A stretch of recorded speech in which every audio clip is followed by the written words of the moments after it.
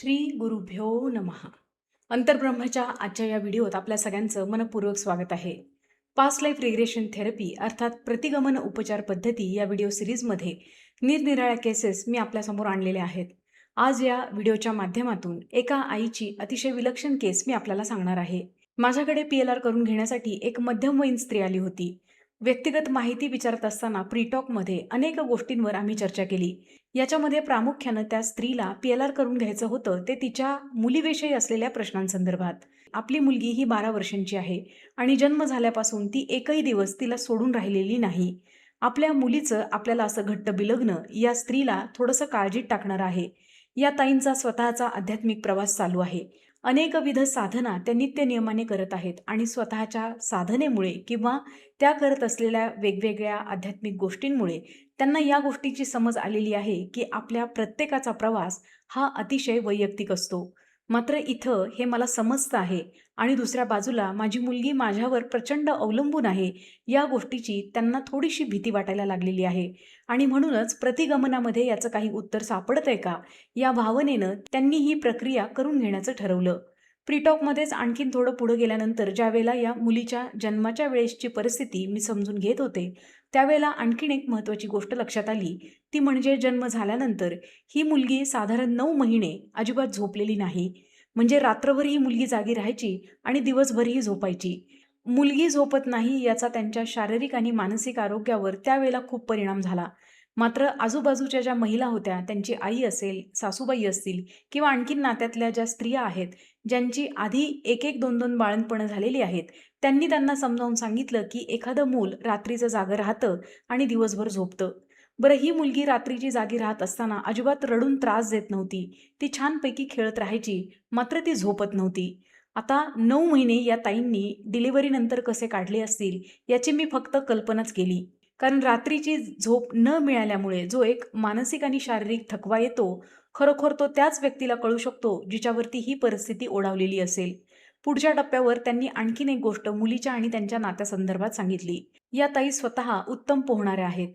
आपल्या मुलीला जर पाण्यात पडली तर वाचण्यासाठी किमान पोहता यायला हवं या भावनेतून त्यांनी मुलीला पोहायला शिकवण्याचा प्रयत्न केला. सुरुवातीच्या काळामध्ये मुलीनं पूलमध्ये उतरण्यासाठी खूप दंगा घातला.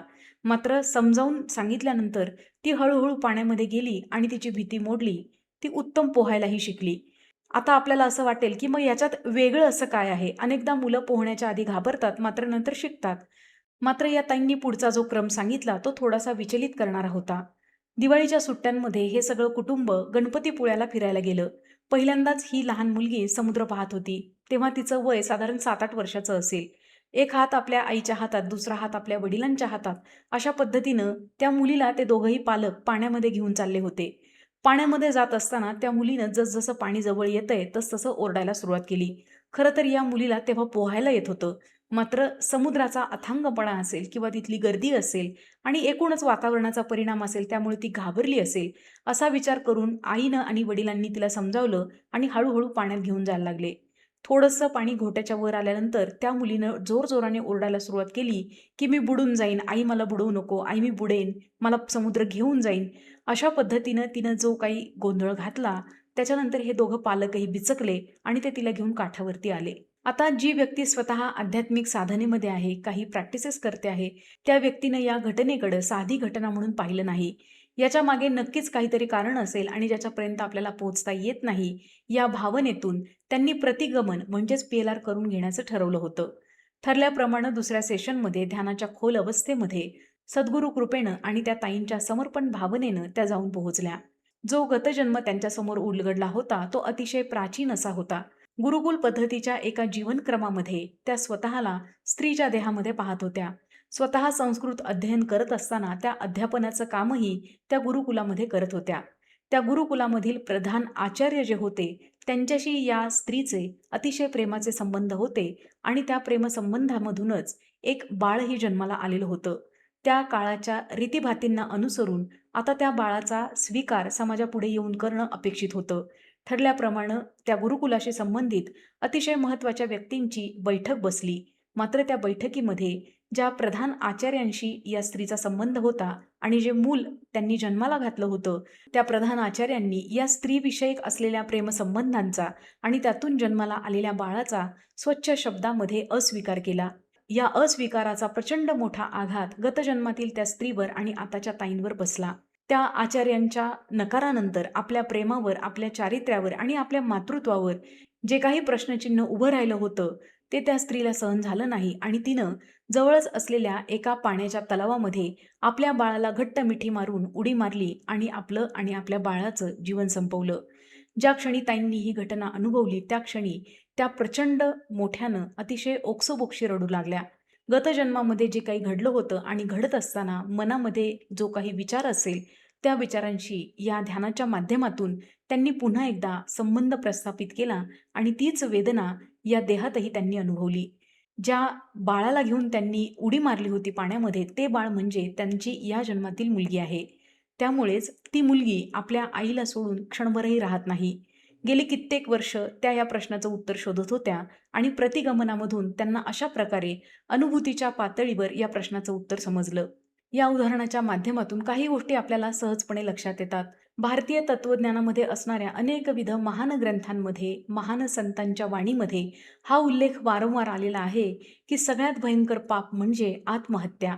आणि या ताईंच्या उदाहरणाकडे जर आपण पाहिलं तर निरागस अपत्यासह त्यांनी केलेली जी आत्महत्या आहे ती प्रचंड वेदनादायी तर होतीच, मात्र त्या कृतीमुळे जे काही कर्म तयार झालेलं आहे त्यातून त्या ताईंची निश्चितपणे सुटका नाही आणि म्हणूनच गेली कित्येक वर्ष त्या एका अस्वस्थतेमध्ये जगत आलेल्या होत्या. या सेशनच्या माध्यमातून गतजन्मामध्ये आत्महत्या केली त्यावेळेसची जी मनस्थिती होती, त्यावेळेला जी काही एक घट्ट गाठ बसली गेली होती, ती सुटली, विलयाला गेली आणि त्या कृत्यामधून त्यांची सुटका देखील झाली. आणि म्हणूनच अतिशय शांततेनं, समाधानानं आणि सामंजस्यानं आपल्या मुलीच्या वागण्याकडे त्या आता पाहू लागलेल्या आहेत. जर आपण स्वतःहून विवेकहीन विचार करून आपलं जर आयुष्य संपवलं, तर त्याची जी गुंतागुंत निर्माण होते, ती सोडवण्यासाठी आपल्याला प्रचंड कष्ट करावे लागतात. बरं, विरोधाभास असा आहे की भगवंत कृपेनं आपल्याला गतजन्माचं जे विस्मरण होतं, ती कृपा असल्यामुळे आपल्याला मागे काय झालेलं आहे हे कळत नाही. खरं तर हे एका अर्थानं चांगलंच आहे. जर व्यक्तीला आपले सगळे मागचे जन्म जर आठवायला लागले, तर आताचं जगणं, वर्तमानात राहणं केवळ अशक्य आहे. कारण अनेकविध नात्यांच्या स्वरूपामध्ये गतजन्मामध्ये जी माणसं आपल्याबरोबर असतात, जो काही रोल, जी काही भूमिका त्यांनी निभावलेली असते, त्याच भूमिकेचा पुढचा भाग किंवा एक्सटेन्शन म्हणून ही माणसं पुन्हा आपल्या आयुष्यामध्ये येतात.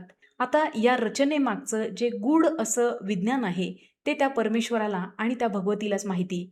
मात्र आपल्यासारख्या सर्वसामान्य माणसांच्या आयुष्यामध्ये अशा काही वरवर साध्या वाटणाऱ्या मात्र विलक्षण अर्थ असलेल्या घटना ज्यावेळेला घडतात, त्यावेळेलाच आपण त्याचा शोध घेण्याचा प्रयत्न करतो आणि आपल्या पूर्वपुण्याईनं, आपल्या पूर्वसंचितामुळे, समर्पणामुळे आपल्याला प्रतिगमनासारखी उपचार पद्धत अनुभवता येते.